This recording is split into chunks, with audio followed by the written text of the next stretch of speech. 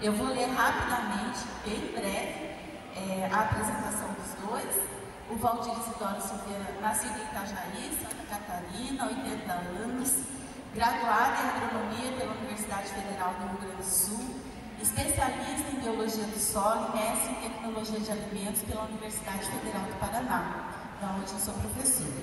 Ativista do movimento negro, foi fundador em 68 do Centro de Estudos Afro-Brasileiros de Porto Alegre, CEAP, e em 96 do Instituto Afro-Brasileiro do Paraná, com sede em Curitiba, militante do PCdoB. E Paulo Roberto de Lima, formado em arquitetura. Paulo Rolando de Lima, formado em arquitetura e urbanismo pela UFPR em 75, com especialização em planejamento regional e urbano e engenharia de segurança do trabalho, mestre em tecnologia pela mesma universidade e doutor em meio ambiente e desenvolvimento. Tem algumas coisas que são... a gente só percebe, né, a importância, tá? Depois de um certo tempo, um certo distanciamento. Tá? Tem crescido, por exemplo, vendo minha mãe na máquina de costura, Cindy, tá? Fazendo as nossas roupas, tá? Ter crescido vendo o meu pai chegar do trabalho, a gente sentar em torno da mesa da cozinha, conversar, coisa assim, tá? Em torno dos livros que ele trazia para casa, tá? Que daí depois eu fui verificar que não eram livros assim comuns, tá? Então tinha lá no estante o Rebelião da Senzala, da Cláudia Moura, tinha o Segundo Sexo, da Simone de Beauvoir, tá? Tinha o ABC de Castro Alves, do Jorge Amado, o Cavaleiro da Esperança, também do Jorge Amado, tá? E a gente tinha esse gosto pela leitura, tá? Que nos estimulava, tanto a mamãe quanto o papai, tá? E a gente via que a tal da palavra era uma ferramenta multiuso, ela servia muito para propagar ou para tratar dessas situações. Tá? E eu acho que também uma coisa típica das famílias negras, né, tá?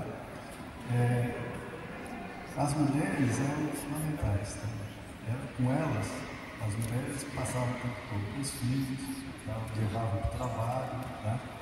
E eu me orgulho muito, né, de ter essa linhagem de mulheres maravilhosas. Tá? Que vai dos meus avós, tá? Da minha mãe, tá? Da minha irmã, tá? Da minha mulher, tá? E seguiu a minha filha, que está indo no mesmo caminho, tá? De ter grandes amigas como a Ivete Caibé. Tá? Então, essa situação também é uma forma de resistir à sociedade machista que desvaloriza a mulher, que não dá bola para o trabalho doméstico, né, tá? E também uma forma de formar o homem. Né? Então, a gente aprendeu com essa história a questão do respeito, tá? A figura da mulher, tá?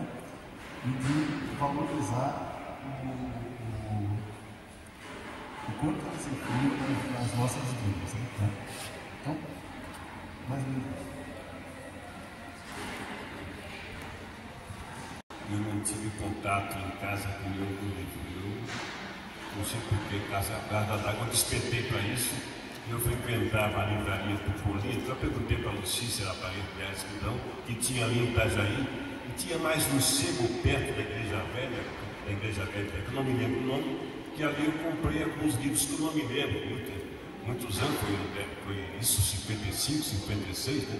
Não lembro que eu comprei e comecei. Aí foi em Florianópolis, eu me despertei para leitura, em contato com colegas e amigos no colégio de As Vegas, e dali foi quando, aqui no incidente que eu coloquei para vocês, com o delegado do Globos, que eu fui para Porto Alegre, então ali eu deslanchei e comecei a constituir uma biblioteca, que é uma biblioteca com 1.000 e poucos livros que eu tenho hoje. Comecei a ler de tudo, romance, política, economia, tudo na biblioteca. E fiz uma biblioteca razoável sobre a questão racial, onde eu me afundei nesse movimento, no ano em 68, em plena ditadura, na rua Riachuelo, na Casa Estudante, que hoje está fechada em Porto Alegre. nós fundamos um Centro de Estudos Afro-Brasileiros, o CEABRA, que foi um dos precursores da resistência negra. Por que não foi para frente? Depois veio Oliveira Silveira e colocou o Grupo Palmares, né? Mas foi depois de nós. A Palmares foi em 71, se não me engano. Depois o MNU foi em 73, não me data, mas nós fomos um precursor. Tanto é, por que não foi para dentro? Porque logo em seguida fui preso. E eu tinha, na minha biblioteca pequenininha ainda lá, eu tinha os livros dos Black Panthers e do Black Power, do Tom Carmichael, né? Tinha lá, e eles, quando fui preso, eles levaram tudo. Eu tinha essas coisas. Inclusive o Estatuto do CEABRA.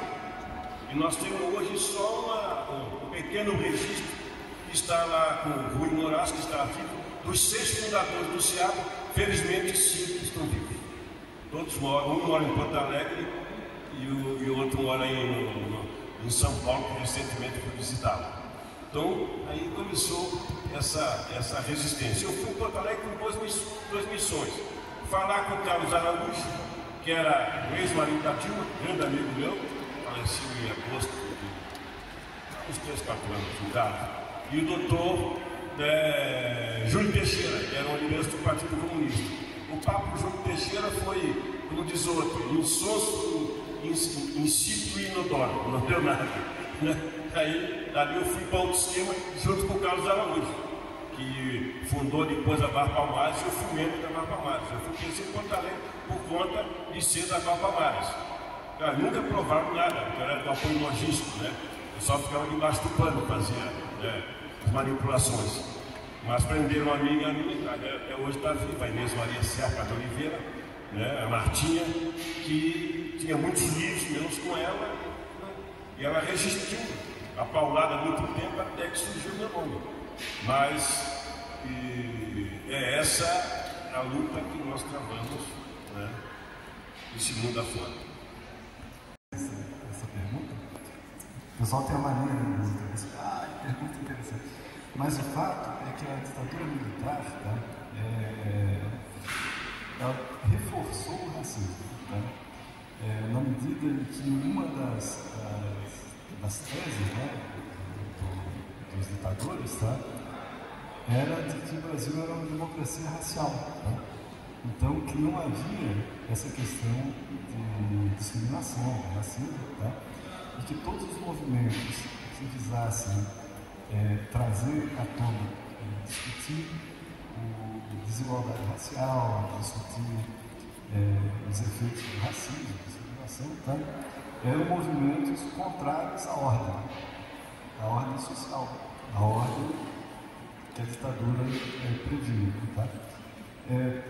Tanto que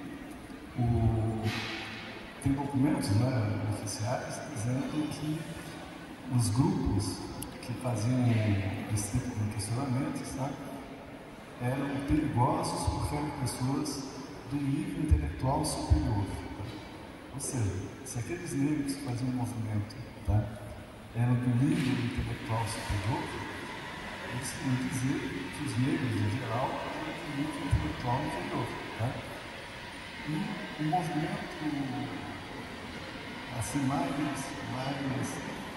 de sucesso, né, que houve com relação à população negra foi o movimento Black Rio, tá? Exatamente quando os negros cariocas, assim, de São Paulo e de outros lugares, tá? Espelhados no movimento das Panteras Negras, tá? De identidade racial desenvolvida nos Estados Unidos, e principalmente pela soul music, tá? A música americana que jogava aquele balanço, aquela coisa toda que seduziu a juventude negra, tá? Isso provocou o início, né, do reconhecimento da identidade cultural da população negra. Tá? Quer dizer, nós somos diferentes. Né? A desigualdade é positiva. Tá? Nós temos uma linguagem, nós temos uma história e nós temos o que dizer. Tá? E como o movimento Black Panther tinha um cunho socialista muito forte, tá? Ele questionava o sistema americano, tá? O sistema capitalista, tá? me fez, nesses últimos dias, a rever uma fala do velho companheiro Marx, né? Quando ele disse que a resistência à escravidão e ao racismo, né, é uma forma de resistência anticapitalista, né? E isso tornava o movimento dele uma coisa subversiva e capaz de colocar em risco a ordem social e econômica que a ditadura defendia, né? Tem mais coisas. Mesmo com dificuldade, né, para tentar a transformação, porque a ditadura foi muito esperta. Eles dispersaram a organização estudantil, né? A reforma universitária do plano ético que eles fizeram em 68 foi justamente para a dispersão, porque o estudante entra hoje, tem um colega lá vamos dizer, num curso, e ele vai terminar com outros. Eles acabaram com a organização estudantil, que é para o pessoal se organizar, se reunir, discutir, quer dizer, para ter liberdade de expressão. A liberdade de expressão nesse país hoje é uma mentira, né? Eu não tenho liberdade de expressão. Por exemplo, se eu quiser fazer um artigo na Gazeta do Povo, eles não publicam. Eu sou vetado dentro da Gazeta do Povo. Então fui vetado na Folha de São Paulo. Diversos artigos que eu mandei para a Folha de São Paulo nunca publicaram. É a realidade. Esses 2 livros saíram a prova disso. Esse Variedades do Cotidiano, por quê? Porque eu mandava textos para os jornais de Curitiba, não publicaram. Então, quando eu queria publicar alguma coisa, eu tinha que fazer um exercício de fantasmagoria. Aí eu fazia Variedades do Cotidiano, que eu botava pequenos tópicos dentro dos jornais. Né? Alguns publicaram. O Estado do Paraná, o que mais publicou ainda, porque na época o Paulo Pimentel estava brigado com o Camê, e então ele permitia alguns artigos críticos. Eu tinha semanas, eu morava em Timbagi, que saía todos os dias, saíam textos meus. E quem tem acesso a consigo esse meu livro, vai ver ali. Todos os dias saía esse livro. Mas depois veio censura. Tanto é que quando assumiu o cargo no governo de José Richa, pai desse sapato do Beto, o Paulo Pimentel tinha uma coluna no Estado do Paraná, Variedades não também, austeridades. Eu era a figura principal, todos os dias na austeridade saía ele dando pau em cima de mim. Né? Valdir Norte Silveira, RG 666999, que era o meu RG do Rio Grande do Sul que eu tinha aqui. Era cacete. Aí eu peguei o falecido José Gomes do Amaral, ex-deputado estadual, lá de Ponta Grossa, e digo, faz uma conversa com esse teu amigo aí, que foi um deputado federal, eu quero conversar com ele. Cheguei na mesa lá, eu digo, pô, Paulo, colaborei com esse teu jornaleco aqui de graça, não cobrava um tostão, o pagamento da ele do pau. Não, vamos ver isso aí e tal. E quando eu olhei assim na mesa do lado, estava a coluna da austeridade do outro dia. Eles iam mandar cacete com o meu falecido amigo Amadeu Felipe da Luz, que foi um guerreiro de Caparaó. Aí o braço ia fazendo assim. Fui conseguir tirar todo o texto e colocar no meu colo. Eu abortei a austeridade no tribunal do outro dia. É isso aí. Você imagina uma família de trabalhador que meu pai vendia de salário, né? Durante o golpe, nos momentos que antecederam o golpe, né? Ele trabalhava era uma representação tipo penitenciária, né? Conjunta, eletivo, que os trabalhadores elegiam uma pessoa. Né? Quando ele foi preso, tá? Foi perseguido, né, pela Revolução, lá em Santana, né? Ele perdeu essa fonte do reino. Né? E quando ele não estava no Florianópolis junto com o golpe, e ficou meio sumido durante uns 5, 6 dias, tá? Até que ele percebeu que era necessário voltar, tá? Até topar ser preso, tá? Porque era uma forma da família, sabendo que precisava, entender e conseguir uma fonte de recurso, que era o tal do auxílio reclusão, tá? Que era um benefício que foi obtido, foi criado num congresso de trabalhadores, etc. E tal, não participou, tá? O fato é que nós passamos um tempo, tá? meio na pendura da situação. Participantes, grande maioria deles hoje, os bolsonaristas, tem gente que não é, mas tem muitos nazifascistas no meio deles. Né? É aquele pessoal lá ligado. Tanto é que a maior votação do Bolsonaro e a maior votação do Lula foi naquela região de Santa Catarina. Itajaí, Brusque, Blumenau, Joinville, né? Por quê? Tanto é em Pomerode, eu conheci, eu vi, para mim levar para ver, tem uma piscina, você tem até hoje uma piscina que tinha, no fundo da piscina era um desenho da suástica, em Pomerode. Então eu não diria que o bolsonarismo é um nazifascismo, mas que tem nazifascistas que são bolsonaristas. A literatura é uma forma assim, potente, né, tá? De propor transformações, de trazer críticas, de melhorar a consciência das pessoas, né? O interessante é que lá no período antes de 64, tá? Meu pai, com a formação que ele tinha, né, que não era muito extensa, escolaridade, tá? Ele escrevia, tá? Nos jornais de resistência da época, inclusive na Folha Catarinense, tá? Que era um jornal que eu achava, que havia, né, eu achava legal, porque ele era impresso com letras coloridas, né? Por uma razão técnica. E também ele escrevia como ele tinha um emprego que era, de uma certa maneira, público, né, vinculado ao governo, tá? Ele escrevia sobre o pseudônimo, tá?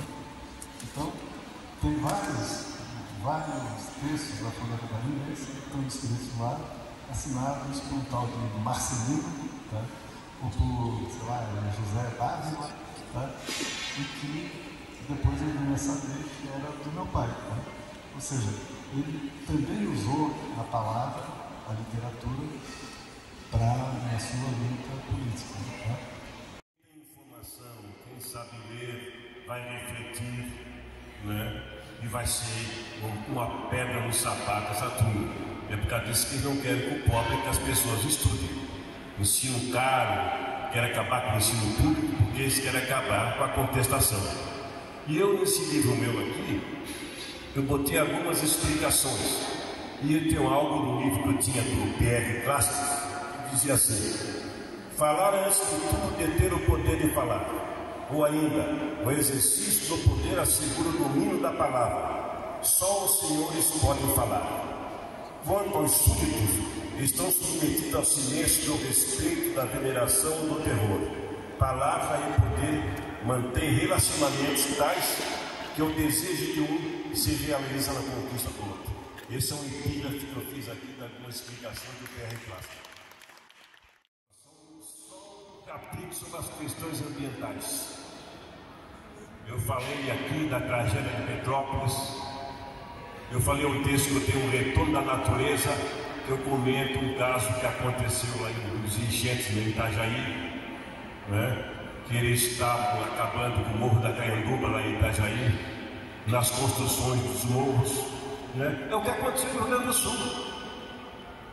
Eles acabaram com as matas ciliares, né? Ao destruir as matas ciliares, né? Eles estão acabando com a segurança, né, das pessoas. Aquela região ali do Vale do Taquari, ali no Rio Grande do Sul, se vocês olharem as margens do Guaíba, de todos aqueles rios ali, não tem uma vegetação. E as pessoas só não construíram dentro do rio porque não deu para construir. Se vocês forem agora ali em Santa Catarina, ali em Porto Belo, pessoal está construindo por dentro do mar. Na Praia da Penha, mesma coisa. E ninguém faz nada. Quer dizer, tudo o que está acontecendo é culpa dos poderes públicos, é culpa da especulação imobiliária. Eu pergunto lá em Porto Alegre, onde que eles vão colocar aquelas pessoas aqui na casa? Se todos os terrenos bons, se todos os terrenos de segurança estão na mão da especulação imobiliária. É que eu digo, se o Lula não fazer uma reforma agrária nesse país, ele não vai dizer o que veio. Eu digo sempre, a reforma agrária nesse país, desde 46, tem um discurso do Luiz Carlos Prestes, lá quando ele era senador, sobre a reforma agrária. O PTB falou em 54 textos sobre a reforma agrária. E até hoje não se não fazer a reforma bancária tem que ser feita. São reformas, minha gente, não é revolução. Eu tenho livros com as reformas de base, está tudo intacto. Ninguém colocou nada. Olha, nós temos que acabar com isso. Não é revolução, não. Revolução é pegar um latifundiário e botar na parede. Não é isso que está se pregando. Está se pregando da terra para quem quer trabalhar e está sobrando terra nesse país. Então, as pessoas não têm condição de entrar no mercado imobiliário, não tem dinheiro para comprar um terreno legalizado, tá? Ela vai para aqueles lugares que não servem para a especulação imobiliária, tá? Mas servem para a natureza.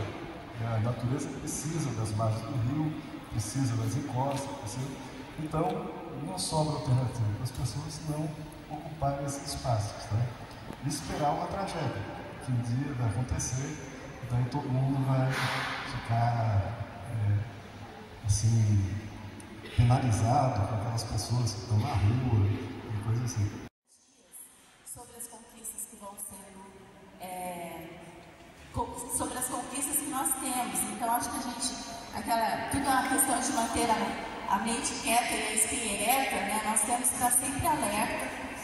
E me parece que o que pode ter dado errado é que a gente se acostumou com a ideia de que era uma evolução do ponto de vista das políticas públicas em linha reta, e não é, né? A gente tem muitas curvas, por isso que é tão importante ouvir pessoas como esses dois que estão aqui do meu lado, porque a gente sabe que a história é construída por nós, pelas nossas mãos.